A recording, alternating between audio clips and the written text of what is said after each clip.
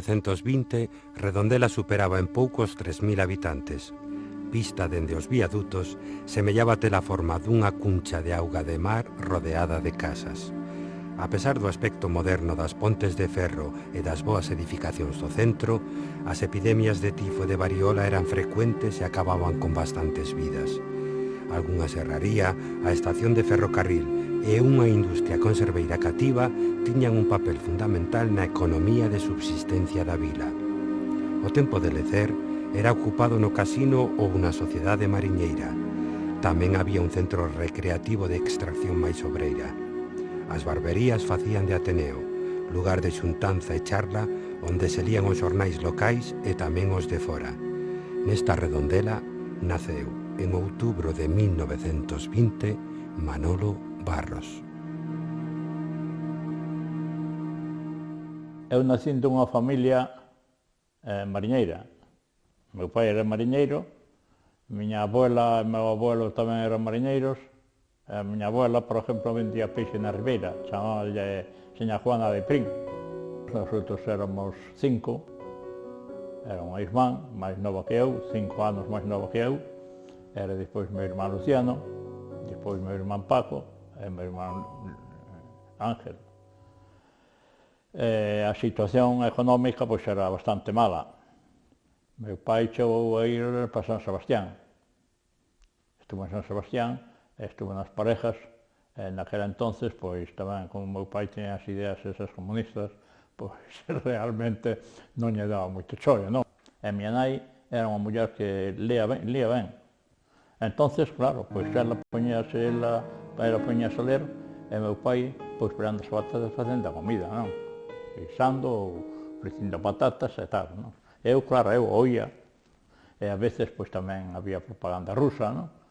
Manolo Barros fíxose adolescente nun país convulso. Cando tiña 11 anos proclamouse a República e unha Constitución recoñeceu por primeira vez en España o voto feminino. O goberno republicano socialista de Azaña comezou a reforma agraria, modificou a legislación laboral e tamén o exército. Pero o goberno non tiña moitos apoios. Os traballadores querían reformas máis rápidas e a dereita non vía con bos ollos estes cambios. Azaña perde as eleccións do 1933 e pasan o goberno ás forzas da dereita agrupadas na CEDA e o Partido Radical de Legú, de centro-dereita. Axiña paralizan as reformas e os grupos de esquerda bótanse á rúa. Hai revoltas en todo o país, principalmente en Asturias e Cataluña. A represión do exército foi brutal. O resultado serán varias condenas a morte, 30.000 presos políticos e incontables falecidos nos enfrontamentos. Prohíbese a prensa obreira e establécese a censura nos xornais. Nese tempo, as organizacións revolucionarias esfórzanse en captar xente nova. E ali está Barros. Eu, pois, metime tamén no colectivo das Xuventudes Comunistas, actuando por aí, pintando, pedindo a libertad dos presos de Asturias. Xuntámonos uns cuantos da xuventud e fixeron este José Ramón, que era o alcalde naquela entonces, pois fixo unha praza nova, unha praza de abastos, ou unha praza do peixe nova. Bueno, ali toda pintada de branco, aquilo daba gusto. Pintamos unhas letras, libertad e amnistía para os presos de Turón. O cartel foi o principal instrumento de propaganda política nas eleccións de febreiro do 36, pero non o único. Barros e os seus compañeiros das Xuventudes Comunistas pediron á rúa o voto para a Fronte Popular, que agrupaba a unha boa cantidade de partidos de esquerda. Bueno, nos puxemos no puente, fomos ao puente de Pontevedra, pedindo ali amnistía para os presos e libertad para o de Redondela, Tortiño, Pepe de Raio, que había que votar a Frente Popular para salvalo, non? Para sacarlo. E, bueno, así, esa propaganda de pegando carteles e pintando, todo isto. As disidencias internas entre os partidos da dereita que ocupan o goberno levan a convocatoria de eleccións. Teñen lugar o 16 de febreiro de 1936. Manolo Barros e compañeiros das xuventudes pediran o apoio para a coalición de esquerdas, a Fronte Popular, e eses foron os que gañaron. O presidente Manuel Azaña retomou axiña as reformas que xa iniciaran no 31. Tamén lle deu un pulo o proceso autonómico en Cataluña, Galicia e Euskadi. Estas reformas foron fonte continua de enfrontamentos entre os grupos de dereita e os de esquerda. A Falanxe Galega, que se fundara en febreiro do 35, preparábase para un levantamento contra a República. Non había tardar moito. Manolo Barros recibiu a noticia nunha xuntanza das xuventudes comunistas. Cando estábamos ali na Casa do Pueblo, foi na Casa do Pueblo que se fixeron un congreso das xuventudes. Cando estábamos ali reunidos, pois chegou a policía e nos dixo que tiñamos que suprimir o Congreso porque estallara o movimento en África, non? Claro, eu verdadeiramente tiña 16 anos, non tiña eu, iba tamén a zaga dos demais, non? O comité pois tratou de facer, por exemplo, a requisa de armas, todo un montón de cousas, toda unha serie de actividades. Actividade, por exemplo, de cerrar os comercios, de facer a huelga general, cerrar comercios e cerrar todo, Randela. Pero eu participei na cerra de comercios, non? Na cerra de comercios participei un momento, pero despois se organizou a requisa de armas, e, bueno, eu fun aquí a Sajamonde, fomos a San Esteban, pero cando cheguei, pois, bueno, xa non sei o que pasou en Rondela. Cando cheguei, pois, xa a xente se dispersara, se empezaba a dispersar, porque decía que viña o exército, non? Entonces, nosotros as armas que traíamos, fixámonos ali para Casa do Pueblo. O 17 de xullo foi o levantamento en Melilla, Tetuán e Ceuta. O golpe de Estado estendeuse a toda a península o día seguinte. O goberno tardou en reaccionar. Os partidarios da República pedían armas e o día 20 continuaban as movilizacións na rúa e a folga xeral. Moitos obreiros e campesiños fixeron o que puideron para enfrontarse aos sublevados. En Lavadores, por exemplo, pelexaban duramente cos rebeldes. Claro que eran traballadores e non homes de armas. Ben se lles notou cando o doutor Telmo Bernárdez avisou os de Redondela de que o exército estaba preto. Chegou Fontán e dixo, coño, hai que tirar as armas que veñen aí os militares, se collen as armas aquí é un problema, entonces hai que collelas e tirarlas ao río. Entonces, pois nada, nosotros limpiamos toda a Casa do Pueblo e tiramos as armas ao río, e claro, pois ali colleuse o que se pudo, non? E depois viñamos, xa cada un se veu para a súa casa, veu tamén o Ayuntamiento, veu Don Telmo veu de Pontevedra, entonces xa a xente que estaba na calle, pois Don Telmo xa chegou dicindo que viña o exército por aí, entonces, pois nada, quedou xa vacío. A partir do 20 de xullo, os republicanos de Redondela son conscientes de que a súa causa está medio perdida. Os máis implicados política e sindicalmente non dormían nas casas. Desapareceron Braulio González, Segundo Freire, Jesús Martínez, José Pereira, Canibao e outros moitos. Os falanxistas eran os donos das rúas. Entonces viñan os falangistas arriba a España, cos fusiles por as ventanillas, arriba a España, bueno, pois, algún que dixera viva España, tan pronto había, por exemplo, un grupo de xente, xa os individuos paraban o coche e xa viñan. Entonces, pois, bueno, que te dedicabas? Te dedicabas a marchar por aí, non? Marchar para a playa, marchar para o Monte de Jujo, íbamos moito para o Monte de Jujo, puñías no Monte de Jujo, puñías ali e mirabas o panorama todo, non? Entonces un día me cuadrou vindo por a carretera de Vigo, por aquí por el Pedepote, ven un coche de falangistas, arriba a España e tal, pero viña un coche, un carro de cabalos con barquillos deses, había barquillos deses de madeira, non? cando deume conta que viña, que dá un frenazo aí, na volta de Pedepote, dá un frenazo, empezaron cos fusiles, dixen, coña, estes veñen por mí, me caben, eu xa temblando, pero non sabía nada, dixen, coña, deume conta que dirígense ao que viña no coche, o do coche baixou do coche e meteuse por un camiño que vai abaixo, e eles empezan a tiros. Bueno, chega un día, van ali ao coche, e viña unha muller, a muller, con un fillo no colo, e traía outro rapaciño máis. A ver, dixenlle vai buscar unha lata de gasolina ao coche.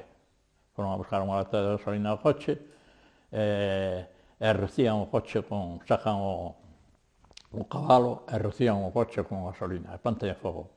Entonces dicen a percebero, bueno, mire, cando usted vai ser o responsable, cando nosotros veñamos e non encontremos o seu coche aquí ardido, e lle facemos igual coa casa. Dixen, eu me cago en diablo, este é o que nos espera. Ao cabo dunhas semanas, corre o rumor de que detiveran a don Telmo Bernárdez, e máis tarde a Olimpio Giraldez, o doutor José Pereira, o xastre Pompeyo Blanco, Manuel Bouzas e outros. Depois, pasando 15 ou 20 días, empezan a prender a xente. A mí me prenderon tamén en setembro do 36, porque xa pasaron uns cuantos días, pois, bueno, ni ibas a estar andando escapando por monte sempre, non? Andar por monte, había que xa normalizar, bueno, isto non pasa nada e tal, pero despois de pasar un mes ou mes e pico, pois empezaron a prender xa a xente, non? E a mí me deteñen, estaba xogando a fútbol ali, ven un falangista, ven dos falangistas. A ver, Sebarón, vente ao cuartel que ven, tes que ir ao cuartel, vente con nós.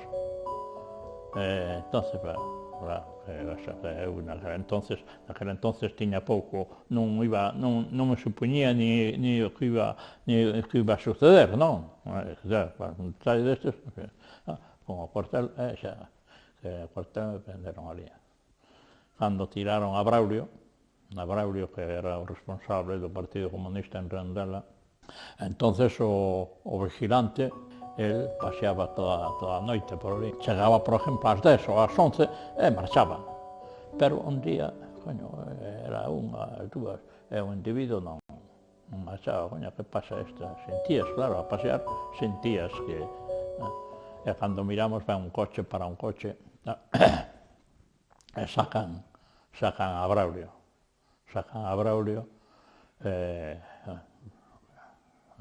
Sacaron, claro, nosotros non sabíamos nin a onde iba, non? Porque sacaron xa desfeito, xa iba desfeito, non? Bueno, pero resulta que xa nos supoñíamos, dixemos, isto van a matar e tal, cual. O día 24 de setembro, fan a mesma maniobra con nós. Era unha, era as dúas, e ainda non. O guardia ainda estaba dando voltas por ali. Chegaría as dúas e pico, chega e dice, bueno, fulano e tal, nómbranos as 7 ou 8 que estábamos ali, pois non se deiten que van a dar unha declaración. Había de ser a unha por aí, ven e dicen, acóstese que non van a ningún lado. Non está lá. Bueno, resulta que o día 12, pois fai a mesma maniobra, van ustedes trasladados a Vigo, pero claro, nosotros non íbamos. Íbamos xa con a intención, cada un empeza a poñerse mal, e ponse un pouco nervioso e todo eso, pois nada. E chegamos a Concheira, aparece ali a Guardia Civil, deu alto, era unha parexa de Guardia Civil, deu alto. Dixe, son para quedar aquí? E dixe, non, estes son para levar para Frontón. Bueno, xa pasou, cando chegamos ao Frontón ali, eran as 2 e pico, cerca das 3 da mañá, e, bueno, quedaban asustados. Coño, onde vides vos? Onde vides? Somos de Redondela e tal. Pois toda a xente asustada, porque acababan de sacar dali 2, dali de Frontón. Bueno, ali no Frontón era frecuente que sacaran todas as noites casi todas as noites sacaban xente para matar, non? Outra vez, pois, sacaron dos meus pés, pegaronme unha señón, tampouco oía, pegaronme unha patada nos pés e me dixeron, bueno, isto como se chama?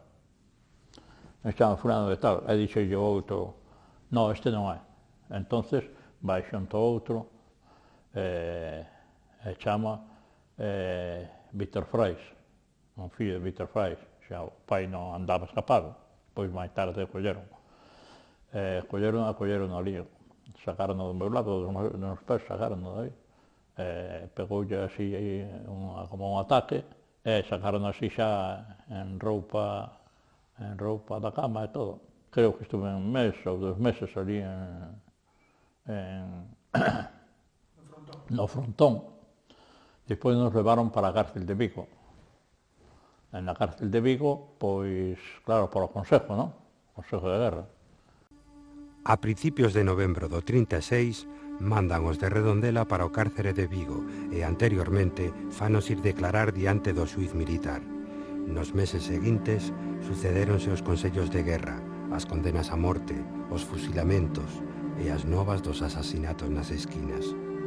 No cárcere, Manolo Barros coñece a Víctor Frais pai. Víctor Frais era fantástico, enteiro e todo eso, non? E dicía, eu quixera ter a mesma serenidade cando me saquen, ter a mesma serenidade que teño hoxe. Vaito con día, pois, xa sácano, e o home, pois, empezou a botar un discurso. Cunha persimonia para vestirse e todo eso, dando o discurso. Eu, na máis que lle puden oír, despois de unha serie de cousas me quedou, cando sacaron case a culatazos, dicía el, los caballos de la victoria aplastarán vuestras cabezas. Pois levaron ao Castor, e do Castor sentíase os tiros ali na cárcel, non? Estábamos atentos e sentíase os tiros, estábamos fusilados pola mañán. No cárcere de Vigo contáronlle a Manolo Barros a nova de que seu pai morrera en San Sebastián, ametrallado pola aviación franquista cando estaba fuxido no monte. O 20 de novembro de 1937, Manolo e unha vintena máis de presos embarcan no peirao de Vigo cara a penitenciaría de San Simón. De Redondela ían el e Manuel Martínez Barreiro. Daquela, na illa había uns 600 presos, varios gardas e un cura. Un escenario pequeno, no que se podía ver claramente quen era aliado de quen. Chega unha mañán, pois, unha mañán chega un barco, eu estaba precisamente nunha galería que tiña ventana, entón, nunha ventana mirei a policía viña a Guardia de Asalto, e máis Padre Nieto, entonces, pois, sacaron a 6, ou 7, os afusilaron na isla pequena.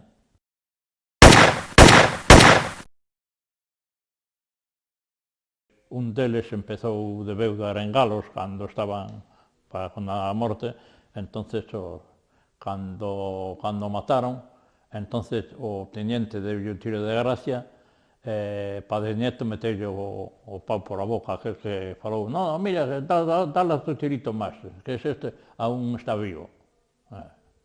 Era un asesino, Padre Nieto era un asesino. Detalles deses. A mediados do ano 38, chegou a ría un barco ateigado de presos. Era o Upo Mendi.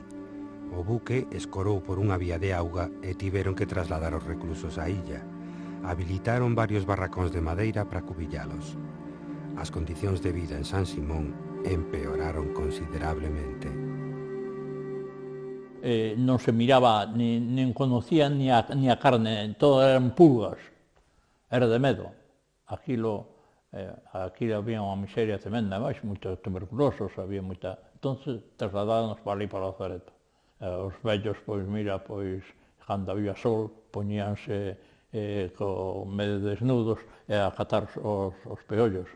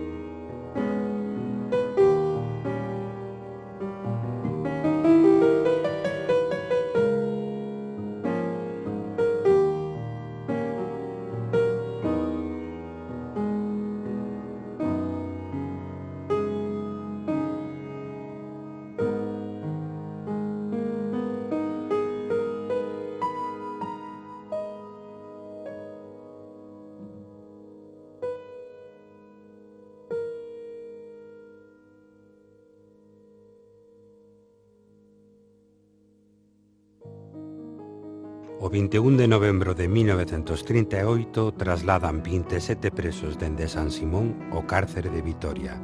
Entre eles vai Manolo Barros. Home, Vitoria é unha cárcel celular, non unha cárcel provincial, que eran as celdas eran individuales, como todas as cárceles son as celdas individuales.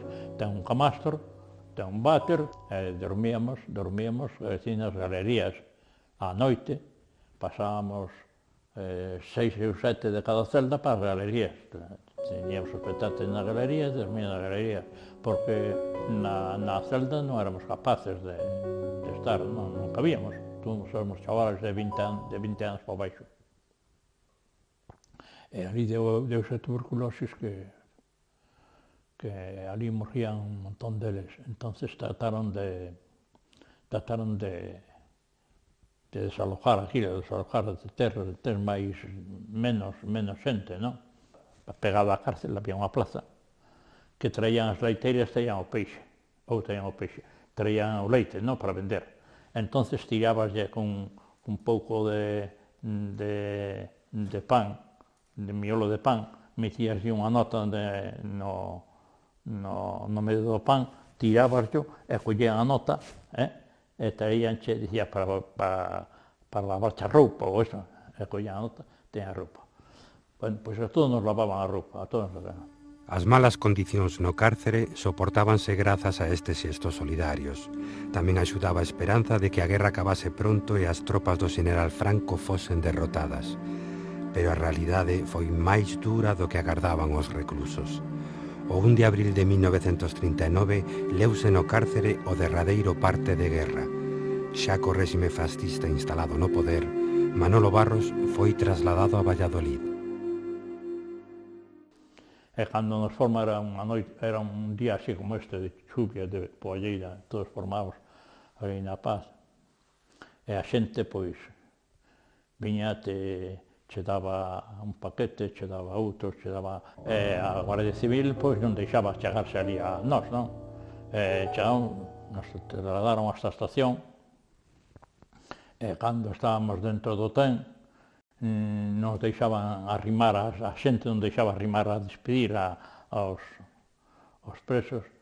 Abrimos as ventanillas, abrimos as ventanillas e empezan a caer paquetes de comida, empezan a caer por as ventanillas para dentro tremendo. É emocionante.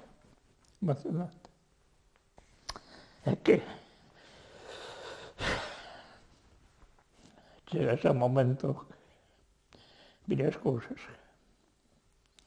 Emocionante. Manolo Barros estivo na prisión de Valladolid ata 1940. En agosto dese ano abandona o penal. Era un mozo moi novo, aínda non fixera os 20 anos. Na casa agardaba o a nai, viúva, o cuidado de 4 irmáns pequenos. Cando cheguei á estación, estaban estas que se dedicaban a levar maletas. Cando eu mirei xa o puente, por puente, xa non sei como deu. Cando chego, cree que lle leva a maleta? É que me vai levar a maleta. Entonces unha, usted onde é? Eu son aquí de Redondela. Usted é fillo de Luciana. Xa me colleron a maleta, e cando chego aquí, á esquina, Luciana, empezan a gritar. Aquí está o seu fillo. Fíjate ti, a casa. Que pasa? Cando pensas na casa, pensas que está como a deixaches. Cando chego aí, era tremendo. Casi non había sillas, non había nada. A situación era tremenda. Bueno, en fin. Deixara atrás o cárcere, pero Manolo Barros sabía que non era libre. Os que estiveran presos, os que tiñan ideoloxías de esquerda e máis as súas familias, estaban especialmente vixiados e sufrían un acoso constante.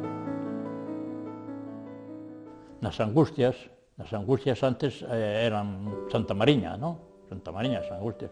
Entonces se bailaba en la carretera. Antes pasaba un coche de media hora. Entonces se facía a festa na carretera. A Fonte de Mouro, pois, había ainda un cachiño e tal que se podía bailar. Bueno, foi unha festa de angustia. Ben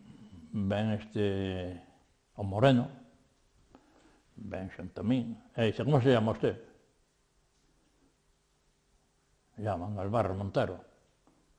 ¿Usted sabe que no se puede bailar en la carretera? Bueno, pero usted pasó por 7, 8 o 10 parejas antes de llegar a mí, ¿no? A usted non le interesa nada, a usted, a ver. Protestei un pouco, claro, a xente empezou a amontonarse, a mirar que eu, por exemplo, estuvera preso, a chegar aí a Guardia Civil, pois era un espectáculo, o tiro, non? Un espectáculo. Bueno, entonces, porque le doy un retazo y tal, le doy... Usted no lo quiero ver aquí en la fiesta. Despois, continuamente, en donde me miraba, él se arrimaba a min, se procuraba de facerme a vida imposible, non? A ditadura íase consolidando e os triunfos da Alemanha nazi facían perder as esperanzas dun cambio político en España. Levarse ben cun comunista era buscar problemas co réxime. Así que a sociedade foinos apartando a eles e as súas familias como a se fosen uns auténticos indesexables. Cando cheguei a casa por Nochebuena, claro, eu salí en agosto, por Nochebuena, pois naquela entonces, no 35 ou no 36, a xente, pois, chegabas, por exemplo, ás tiendas, pois che daban, por exemplo, algo, as veciñas, te traían unha cousa, unha traían outra, traíanche viño, había esa costumbre de fraternidade entre a xente, non? Pois, miña nai deixou a porta aberta, claro, a ver se viña a algo, non? Porque a costumbre de... nada, chega. Toda a noite chega a miña nai e me vai cerrar a porta tal. Estamos solos, non hai que nos veña por a casa a hacernos algo. A finais do 40 e mediados do 41 foron saindo do cárcere Martínez Barreiro, Segundo Freire e Paco da Riba. Barros tiña polo menos alguén con quen falar, pero pouco máis. Foi por esa época cando comezou a facerlle as beiras a unha moza de Reboreda. Pouco durou o intento. O pai dela botouno, dicíndolle que non quería que un comunista se achegase a súa filla. Aínda foi boa sorte, porque Barros atopou entre as amigas da pretendida a que ia ser a muller da súa vida. Chamábase Inés. Casou con ela en xullo do 45. Foi a súa compañeira inseparable ata o final dos seus días. Eu, por exemplo, no 45, cando a Alemanha se fundía, creíamos que o franquismo tamén se fundía. E verdadeiramente a xente saliu. A xente que tiña un pouco de ánimo, que tiña un pouco de odio contra o régimen, salía á calle, non? Salía á calle a organizarse. Un montón de xente que che pedía boletos para justificar despois que eles tamén daban, non? Empezamos a repartir propaganda. Bueno, o traballo político consistía primeiro tirar contra Franco, non? Tirar contra o régimen. E despois, para traer a xente, había que denunciar as deficiencias que había, as injusticias que se pasaban, non? Entonces se lanzaban otavillas, e os socialistas dicían que, bueno, que había que esperar, que había que ter unha delas, por exemplo, con Pampín, non? Pampín, eu falei un día con el, un día ou dous con el en Pontevedra, e dixen, non, hai que esperar de fora, isto ten que vir de fora. Entonces todo o mundo esperaba que viñan as boas cousas de fora, non? Entonces nadie se quería sacrificar, non? Pero os comunistas creen que a solución debe vir de dentro. Nese momento, o partido dá a consigna de que os mellores camaradas deben ir ao monte. En todo o norte peninsular organízase unha loita de guerrillas que se converte nun trastorno pro réxime. Porén, pouco puideron facer. porque finalmente Francia, Inglaterra e os Estados Unidos acaban apuntalando aquel réxime fascista.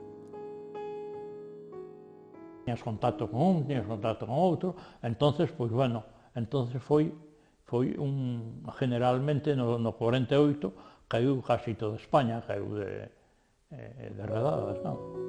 Primeiro caiu Bouzas, non? Entonces, pois, bueno, descubriron a Bouzas, e Bouzas era o enlace que tiñamos de Vigo para Redondela. Entonces, pois, bueno, pois, mira, despois de caiu Bouzas, caímos despois o resto, non? Chega a policía tan pronto en Santiago de Vigo, non está a policía. Cando chegas ali, xa che, tan pronto te meten do portal para dentro, xa che patadas, e bueno, pois aí, tortura tremendo. Logo viría o Consello de Guerra en Vigo, no que condenaron a 18 redondeláns. Despois, o traslado ao cárcere de Pontevedra e, finalmente, o terrible penal do Dueso, en Santander. Alí, os gardas roubaban os paquetes que lles enviaban as familias aos presos. Os reclusos pasaban tanta fame que os comunistas organizaron un sistema para conseguir alimentos do exterior e distribuílos na prisión. O obxectivo era que ningún antifranquista morrese no penal por falta de comida. Todo aquel que recibía 100 pesetas tiña que dar o 5% para o movimento solidario, non? Ademais, cando o movimento solidario estaba en condicións boas, entonces collía e dicían, bueno, pois chegaban, por exemplo, os de Jaén ou os de Sevilla, ou dabanlle, dicían, mira, manda gíralle a túa familia 100 ou 200 ou 300 pesetas, e que manda aceite. E mandaban latas de aceite. E outros de Castilla para mandar fariña. Entonces, cando chegaba ese material, se repartía por as comunas o que necesitaba, non todo. Había, por exemplo, 3 kilos para cada un, ou 2 kilos, dependía o que viñera, non? No penal do Dueso tamén había outros vellos comunistas redondeláns e vigueses.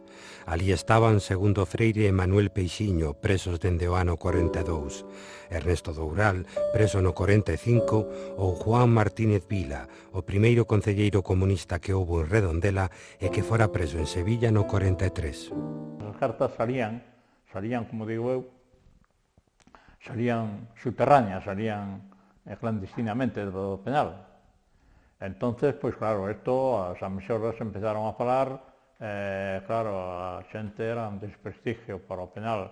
Estábamos na xesta, síntese gritar un preso dando gritos, e lle estaban pegando que descubrira quen era que levaba as cartas. Entonces resulta que a policía colle as cartas, e a maioría eran do penal que escribían, quer dicir, presos que escribían, que o que se pasaba ali, que prohibían os paquetes, que nos mataban a fame, que había toda unha serie de injusticias. E vaite que, bueno, empezou a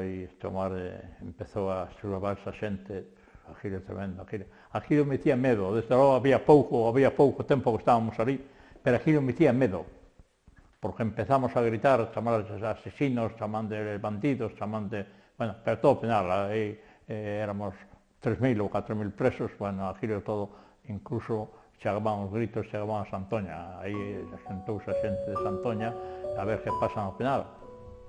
Radio Pirenaica, Radio París e mesmo a BBC falaban a miúdo das malas condicións e os abusos neste cárcere, tanto que o réxime fixo unha reportaxe para limpar a imaxe do penal. Onde fan unha película ali, é unha película que nosotros ignorábamos de que era, porque un día dixeron, non se pode salir ao patio, non salimos ao patio, estivamos un día todo encerrados sin salir ao patio. Entonces, colleron os comuns, e ali, quer dicir, era un tipo granja, non? Paite que chega, claro, non había árboles frutales, había olmos. Collen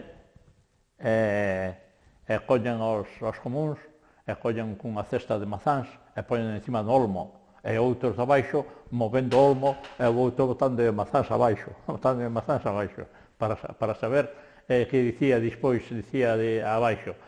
Aquí os presos viven ben, porque tienen, por exemplo, leche, tienen cerdos.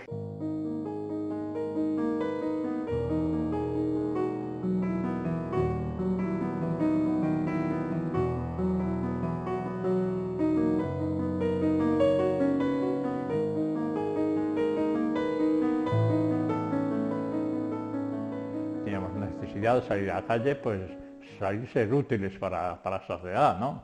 Entonces nosotros nos prometíamos, e nos prometemos, eu son deles que me prometín, como todo, non?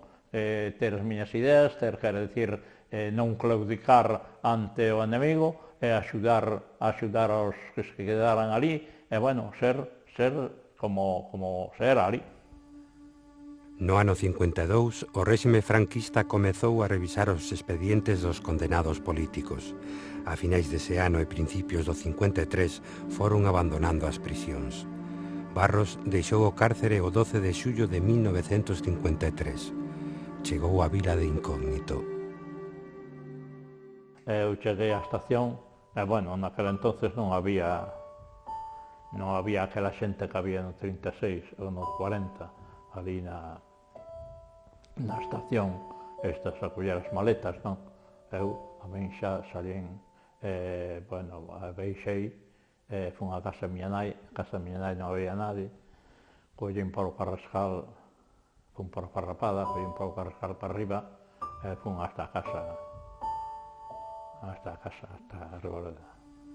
Na casa, Barros atopou a muller e 2 fillos, un de 8 anos con eivas graves e outro de 6. Para os rapaces era un descoñecido. Pouco a pouco tivo que conquistalos coa amizade e o cariño. O recibimento foi moi acolledor por parte da familia da súa compañeira Inés. Na casa vivíase unha gran necesidade e Barros púxose a traballar enseguida. Cando prenderon a meu pai, miña nai tiña un fillo de días e tiña outro, pois, coa deficiencia que ten, mal. Ela tiña que traballar, ganarse o xornal para poder manter os fillos e mandarlle a meu pai. Na miña casa, meu pai sempre nos contou o que pasaba e como viviu na cárcel. Eu, cando cheguei a segunda vez, cheguei a Redondela, bueno, xa a semana seguinte xa fun a traballar, non houve problema. A policía preguntaba todos os meses, viña todos os meses. Entonces, que me informaba era Regojo.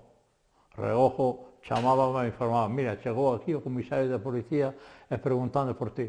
Eu dixen que ti levabas unha vida normal, que eras a chaval e tal.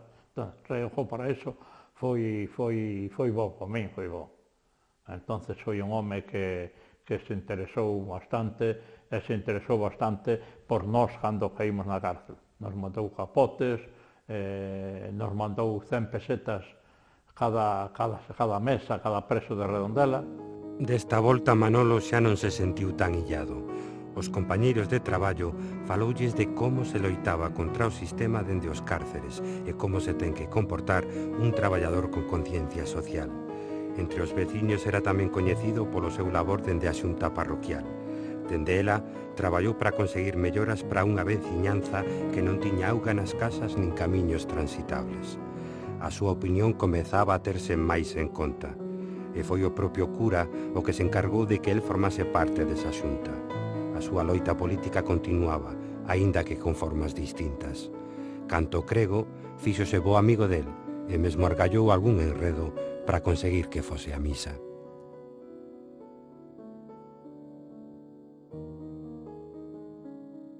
Resulta que dice, mira, vou-vos a presentar, tedes que vir á misa, porque vou-vos presentar a parroquia, que vou presentar como a xunta parroquial. Bueno, fomos ali, e cando me encontro, pois, bueno, ela me meten o palio na man, e ela salvo eu co palio, o día de Reboleda, salvo eu co palio, salimos a comisión de co palio na man. Nunca tuve tanta vergonza como agora. E, bueno, fun na procesión co palio, claro, éramos uns cuantos aí. Pero a España de Franco seguía sendo un lugar de pobreza, e para entón Barros tiña que alimentar 5 fillos. Así que en marzo de 1964 emigrou a Vevey, en Suiza. Ao pouco de estar nesa vila, organizou xa un grupo antifascista xunto con outros españois. E iso a pesar de que as autoridades non permitían ningunha organización contra o réxime franquista. Este amigo de París nos mandaban propaganda, e bueno, repartindo propaganda aos amigos que eran españoles, collíamos nos buzóns de noite, collíamos dos buzóns e metíamos os folletos, unha huelga en Asturias de mineros, entonces xuntando os cartos por os mineros, xuntámonos uns cuantos españoles que estábamos ali, e bueno, fixemos ali un colectivo de axuda. Aos poucos de volver de Suiza, Barros foi ver o camarada Ernesto Doural e cambiar impresións sobre a actividade do partido. A cousa estaba moi parada en Vigo e a súa comarca. Barros comeza a reunirse cos comunistas máis novos para darlle un pulo ao partido. Manolo, cando conocín, foi en Redondela no ano 64. Recordo que Manolo era un punto de referencia político, ético e humano para todos nós, para toda a nosa nova xeneración. Por lo menos, bueno, o primeiro éramos 5 ou 6, 5 primeiros era Freire, era Quiroga, era Monroy, e a muller de Quiroga, Josefa. A situación, por exemplo, da casa cos fillos, como a muller, en aquel entonces, pois mira, a veces te despreocupabas da muller, te despreocupabas dos fillos, porque realmente te vivías na organización, vivías continuamente que tiñas que ir aí, que tiñas que ir por exemplo, a Estrada, eu xa fun a Estrada, fun a Lalín, fomos, bueno, para ter contacto coa xente, non? Todo un montón de cousas, non? Había que, eu verdadeiramente me dediquei moito a organización, non? A organización do Partido Comunista foi medrando na provincia. Os delegados no sindicato vertical eran maioritariamente xente de pensamento de esquerdas. Fixeron un traballo reivindicativo importante, mellorando as condicións da clase obreira. Loitouse en Vulcano, Barreras e outros estaleiros de Vigo. Tamén en Álvarez e en Citroën. No Ferrol, pelexábase na Bazán e Astano. En Lugo en Ourense coas comisións campesiñas. Os labregos tamén reivindicaban. Barros seguía sendo un home plenamente entregado á causa. Vades coller o billete en Arcade para Vigo. Levades 2 paquetes de propaganda. Chegades ao puente, arreglades, metedes no váter, onde sea, e lanzades. Efectivamente, cando chegan ao puente, era un día de feira, lanzan a propaganda. Había un norte tremendo. Eu creo que hasta os folletos entraron por o ayuntamento para dentro. Timías a Pérez andar coa porra a pegarlle aos individuos que collían a propaganda, baixou a Guardia Civil e todo. Aquilo foi algo tremendo, foi algo bo. A morte de Franco no ano 75 e a transición á democracia fixeron posible a legalización do Partido Comunista. Nas primeiras eleccións municipais no ano 79, Barros presentase en Redondela nas listas do PC. Foi un momento de entusiasmo despois de tantos anos traballando na clandestinidade. A campaña electoral foi como todas, non? Foi bastante, a xente traballou moito, había, naquele entonces, pois a xente había unha organización boa, se fixo bastante propaganda, se invadiu coño Redondela de propaganda, e incluso, pois, viñeron de Porriño, viñeron de Viga a axudarnos, e nosotros fomos a Porriño a axudar, ou a pegar carteles. Naquele entonces había un entusiasmo bo, non? Había unha organización boa, había un entusiasmo bo, non? Na rúa había tamén un afán reivindicativo. Despois de anos de silencio, a xente comezaba a manifestarse para exixir a solución a problemas históricos. E o Partido Comunista facía constantes chamamentos a organizarse e a loitar para superar as eivas derivadas do goberno franquista. Barros foi concelleiro de Vías e Obras e Xardíns e dende o seu posto traballou arreo segundo as súas conviccións. Agora xa sen temores e sen ter que andar ás agachadas. Manolo sabía que solamente desde o poder se pode cambiar moitas cousas, non era un asambleario de ir a botar fogos por aí, non. Ele era moi consciente do que quería, creo eu, Na casa sempre lle tuveron un gran respeto por súa honradez e seus ideales, e que en casa sempre oí falar moi ben del. Teño que dicir que Manuel Barros para min foi un profesor, un maestro políticamente e humanamente. Políticamente porque me abriu os ollos da realidade da ditadura de Franco e da situación que aquel momento toda España pasaba. De Manolo en particular era sempre que as cousas se fixeran moi organizadas, que nunca se faltara o respeto a nadie. É curioso porque ahora miro moitísimo máis claro que un respeto inmenso porque outra xente pensaba de outra maneira, pero buscar sempre os puntos en común para loitar polos dereitos de todos. Para min, Manolo Barros, como creo que para moitas outras persoas, é un maestro. Eu non pretendo decir que sexa un doutor, un sabio, un erudito, un polígrafo, é algo máis.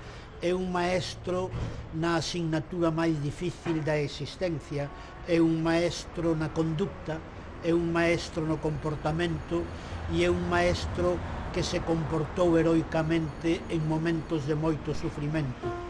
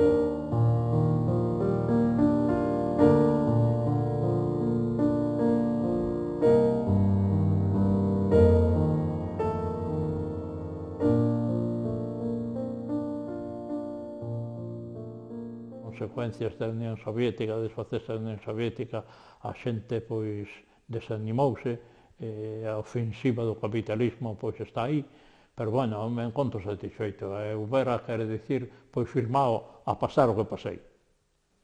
Eso, marxismo, leninismo, isto é o que impera, é o que gobernará o mundo.